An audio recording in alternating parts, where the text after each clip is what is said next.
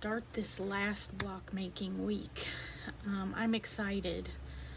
I'm kind of tired of doing these videos because they're not easy, and I don't know how to write a pattern beforehand without actually just doing it.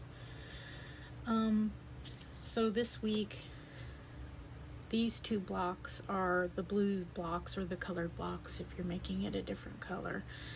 And these two are going to be the neutral blocks. And I'm going to assume that these two are going to be way easier than these two. I'm going to go ahead and start with this one. This one has templates. You will need to download the printable portion of this, and you will need to cut out J, K, A, B, Q, M, and L pieces for this. And so I'm going to do that now. And I'm also going to select my fabrics.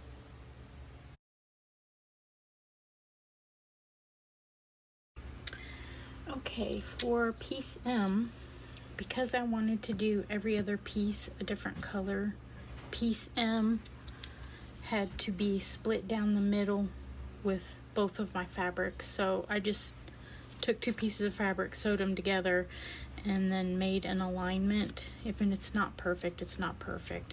And I came to the center here and the center here.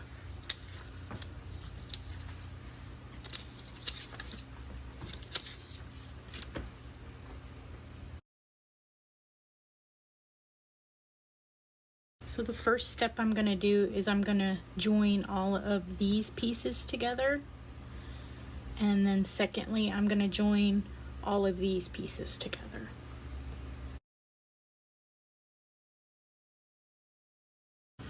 Alright, so I have my pieces together, and now I'm going to take and I'm going to match my center seam. And, well, actually I'm not going to match my center seam. I'm going to match these two seams as best as I can. And sewing curves is pretty intimidating, but don't let it be. I will show you a few tips.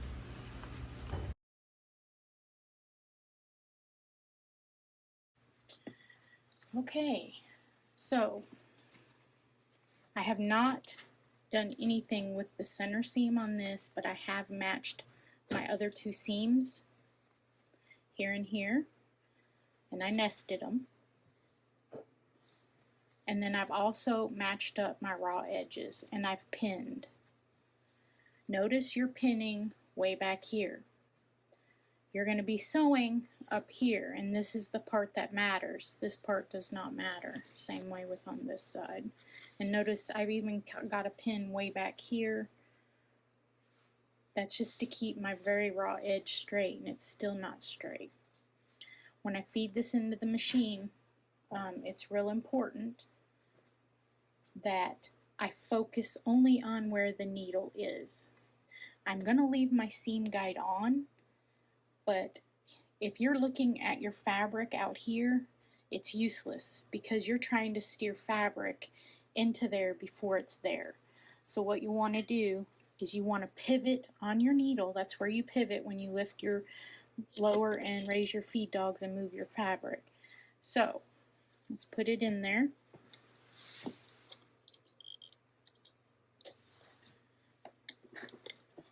And I'm going to take a couple stitches, and if you have to just use your hand wheel to make this work, don't go fast, go slow. Alright, I know that I'm lined up here. I'm going to take a couple more stitches. And here's where, if you have a purple thing or a stiletto, comes in handy.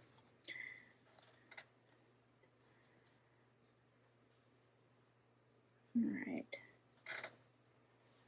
I'm going to attempt to sew. Alright, I took a couple more stitches.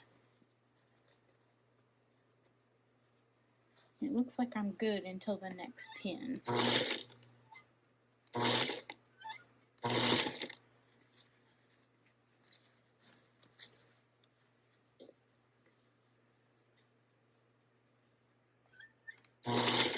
Alright, to that first seam. Now this I think is going to be the hard part. Maybe not. It looks like it's lining up. I'm not gonna so much worry about this center seam because I've manufactured that seam on the half moon, so I'm not gonna worry about that so much. So I'm just gonna take a few stitches,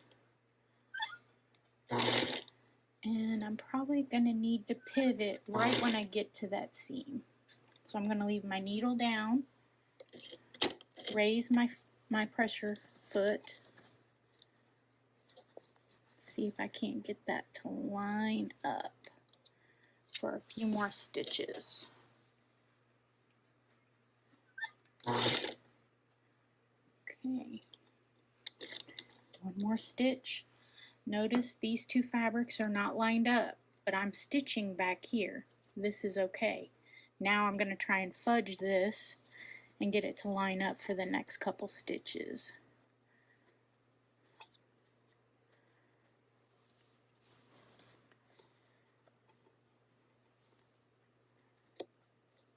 Let's see.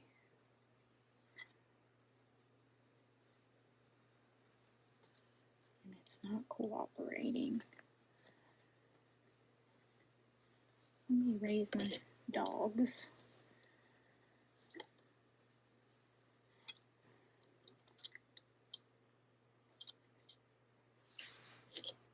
Alright, I've got it lined up for a couple more stitches.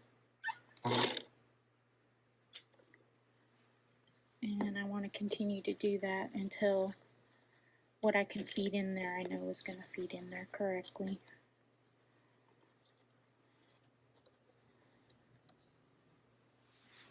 Alright, we should be lined up until the next seam allowance that we hit.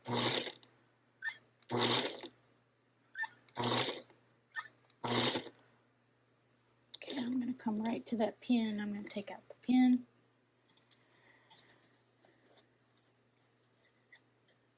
Raise my presser foot.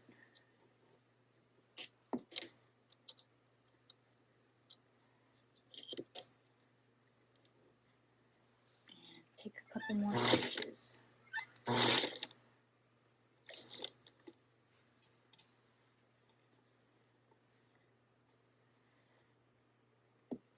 And there's a slice in my fabric. Ignore that because I was careless when I cut out my piece. Alright, my raw edges are even. I'm going to sew off. I've removed all my pins. Let's see how I done. So I've placed a bunch of ease into my seam by cutting little bitty triangles out. I'm not cutting past the stitch line, I'm cutting up to it. And this should help ease it a little bit. That's really funny. Okay, let me use the seam ripper. We're gonna see if we can improve this because I don't like it. The rest of this is lined up, so it must have been how I had it pinned.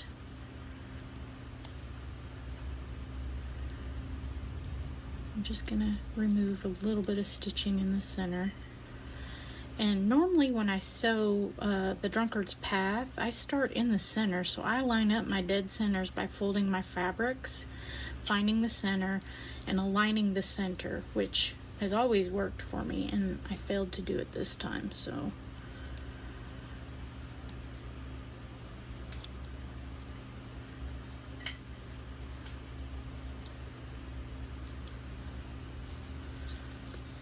Aha! See what it did.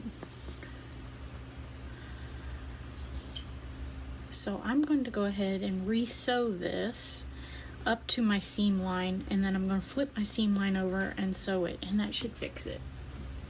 Alright, so what had happened was, because this seam was flipped and it got sewn, it pinched a bunch of fabric that shouldn't have been in there, so I have re-sewn that. And I guess it doesn't really matter how you press your moon. I'm going to press it outward.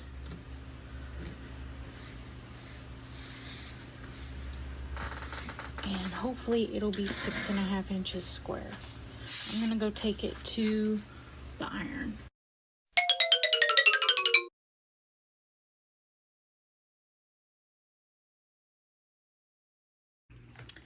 Okay, so the next block we're gonna attempt is gonna be this block right here. It is a Tri-Rex or 8-pointed star with kites. I think this is called a kite block in the corners.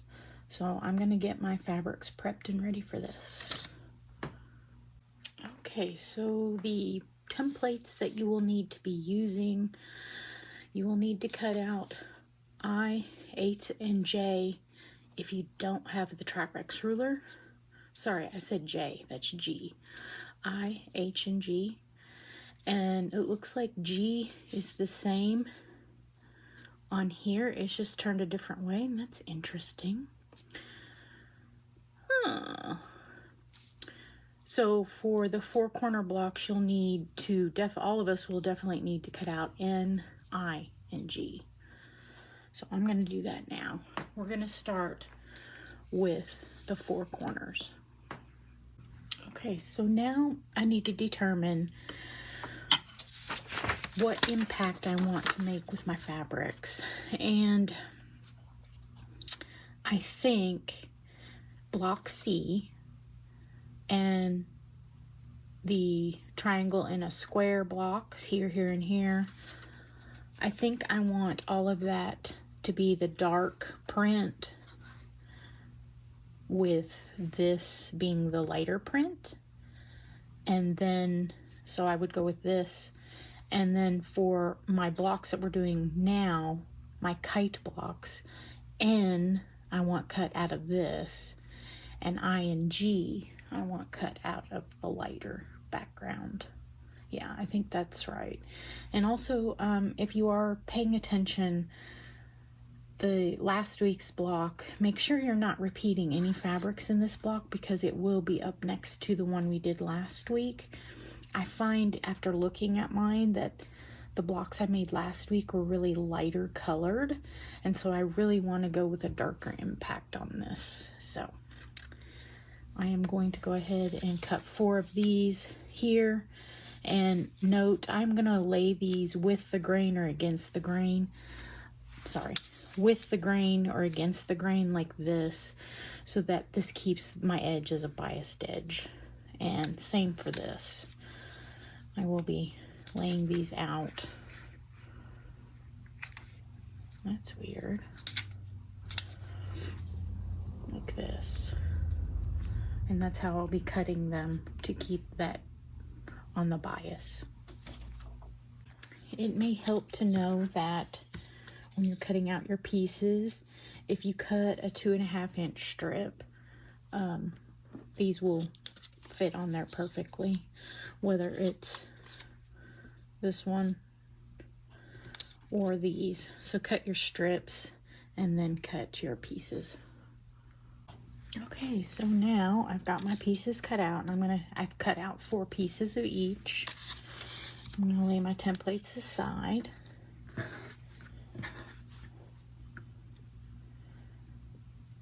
Let's see, how does this go?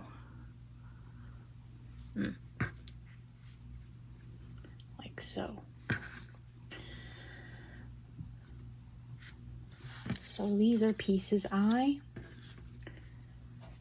and pieces G are laid out like so. And I'm going to sew these. Go ahead and stack my pieces so I don't get lost. Because, you know, some of us are angly challenged, and I'm one of those people. So when you sew these together, there's a middle point here and here. This middle point should be flush with that edge, and this middle point should be flush with this edge, and that's marks your 1/4 inch seam. So that's how you want to line this up when you stitch. All right, I've got this last part sewn onto my kite. I'm going to finger press outward.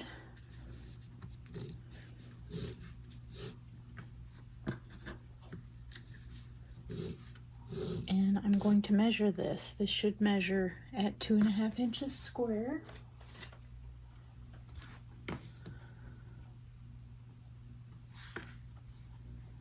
If it does not, trim. And you're going to want to line up the large tail of the kite. And it's just a sliver. And I will proceed to trim the rest of these, and then we'll move on to the triangle and a square.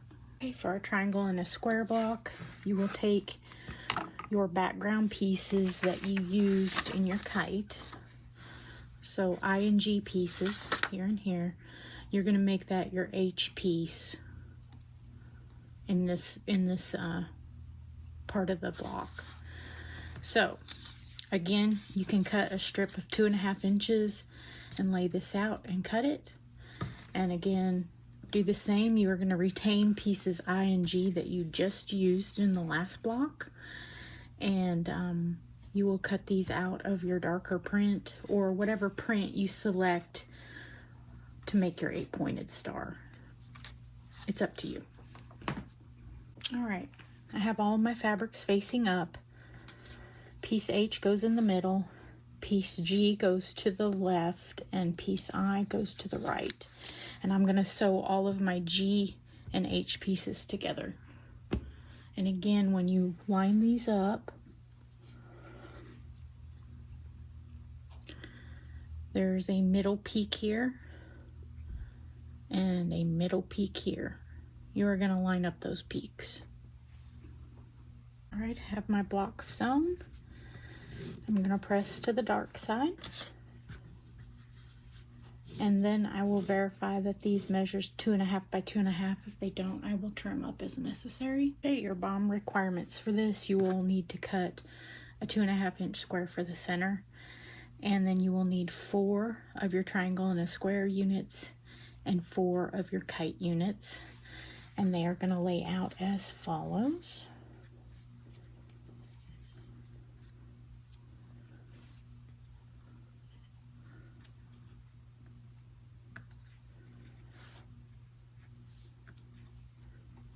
You know, at the beginning of this, whenever I was picking out my fabrics, I said I would not be able to use this, and I have used it. I have about 2.5 yards to use, and it is so ugly. I have no idea how I'm going to use it, but I'm glad I've used some of it.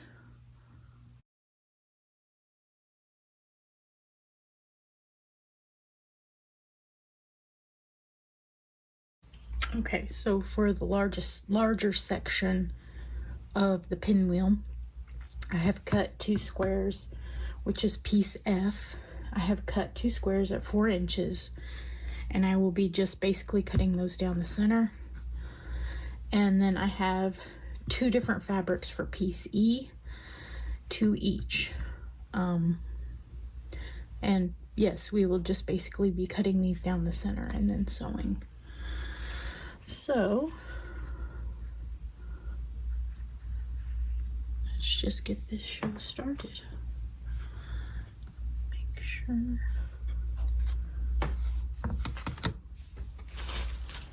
I want to verify that this will work and that what I've told you is correct. Yes. You can always refer to your templates if you're unsure, or you've learned not to trust me because I'm not perfect.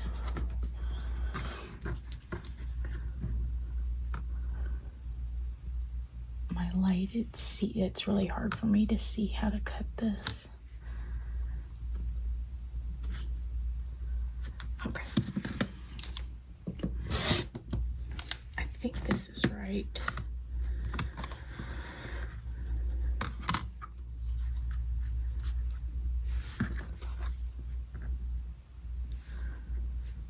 And notice I'm lining up my 45-degree line on my ruler on the edge, because I find I can see that better than I can see where the tip is, if that makes sense. All right. Now, how I lay this out, I'm going to go ahead and cut these in half as well. We're only doing one method. I wanted to keep it easy. This is the last week. It's almost, is it December yet? I don't know. I'd have to look at the calendar. All right.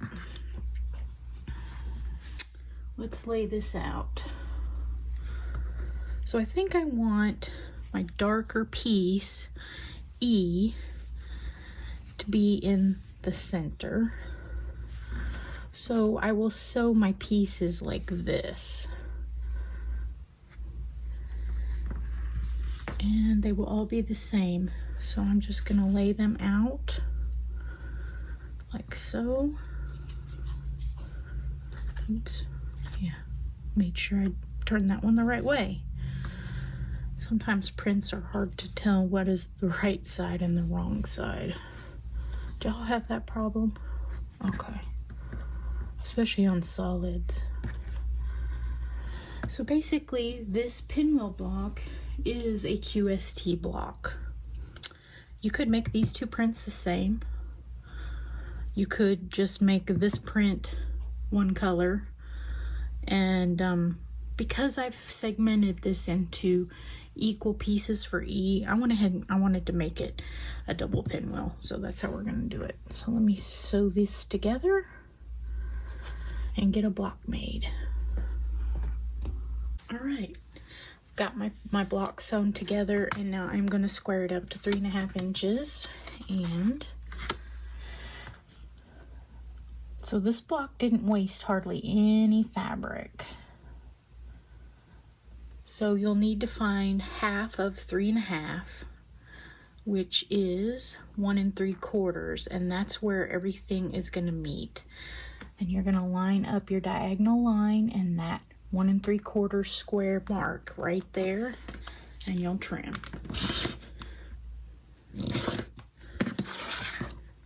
Barely any come off. So if your 1/4 inch seam is accurate, this had very little waste.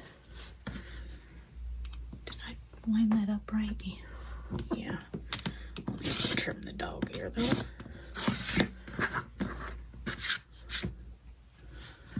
One dog here. Let's see, did I get that right? Good enough. All right, as I suspected, this kind of looks shadowed. This block is a little bit darker.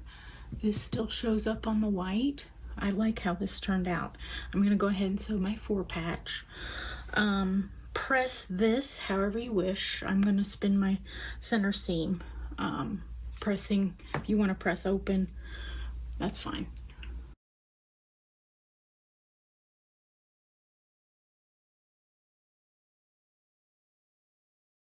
Okay, so the last block of the quilt, we're almost there, is going to be this 9-patch pinwheel.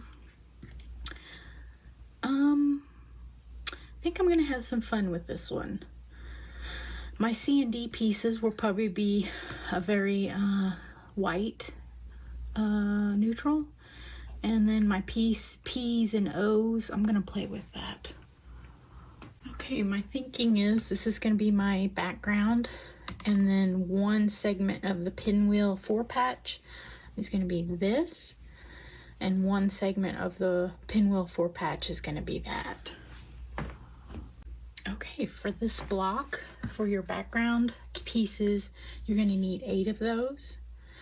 If you choose to go a 2 colorway in the 4-patch, you will need 4 1.5 inch squares of one color and 4 1.5 inch squares of a different print.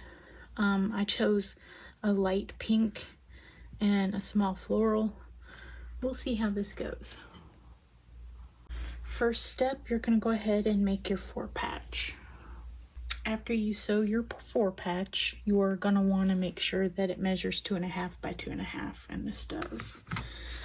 So let's lay out our background pieces.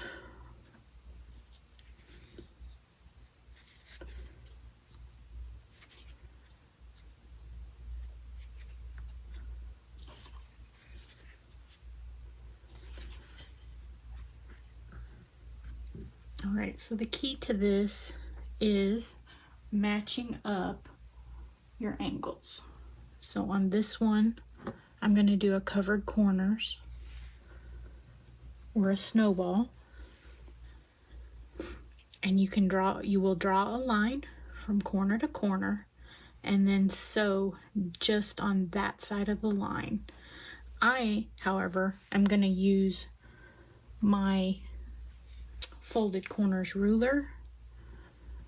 So let me place all of these where they need to be so I don't get lost.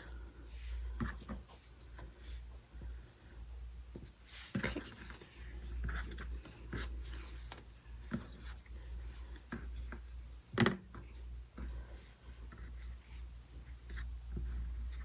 And I know my ruler's in the other room. Let me go get it.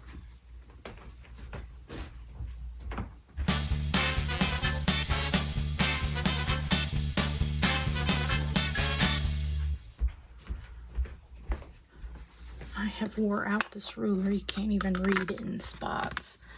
I need to get another one.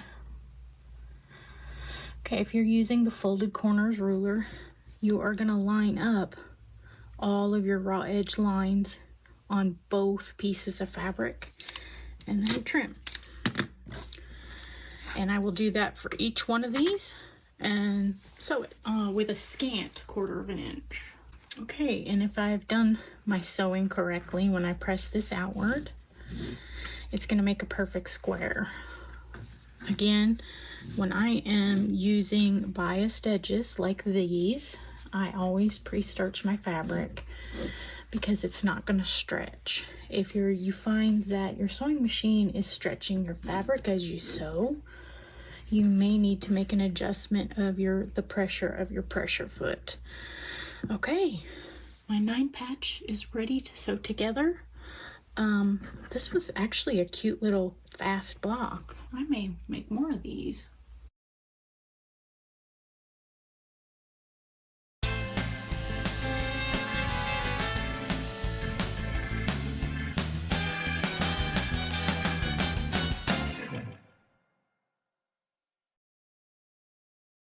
Okay, again, before sewing all of this together, you want to measure your blocks and make sure they're at 6.5 inches each.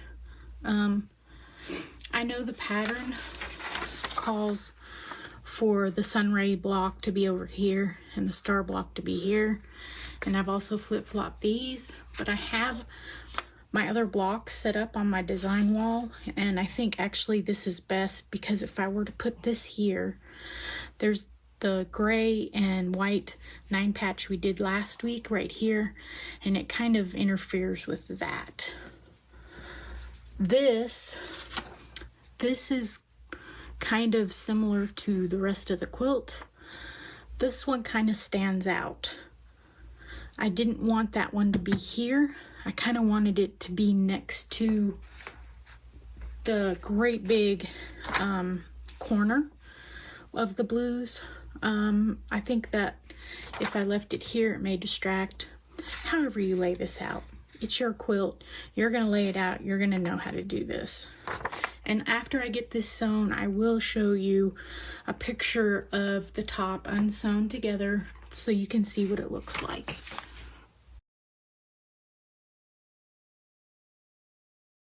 All right, here it is, my top unsewn. I think there's a good balance of blue color, and I'm still not crazy about the center churn dashes, the gold one. I've also thought about different layout options. Next week we will be sewing this all together. I am debating on whether or not I will sew this together as a live. There are different layout options where you could reverse or invert the white and the blue. And if I were to do that, I would change my center churn dashes and make them blue. Some of you, if you have been reading my blog, I gave an option instead of sewing the churn dashes for the center, you could actually substitute a 24.5 by 24.5 panel. I've been in search of that and have not found one that would be suitable for this. It would really add something to it though. If you had like an old barn, like a snowfall or something like that, but I haven't found one, so I may remake the gold churn dash. And if you can see off to the side over here, that is a lingering project that I started before I started this quilt along, and that is a baby quilt in the making, and I will now be able to get back to that and be able to put up all my fabrics, all the patterns, and start again on something else, which be looking for posts on that, because I am doing a prairie points quilt where it's all prairie points. The weather is going to depend a lot on how far I get on that. It is going to be a baby quilt, so hopefully I can get it done before the baby arrives. I really enjoyed making these blocks and bringing that to you, and I hope you are having a less frustrating time than I did, because pattern writing is very stressful.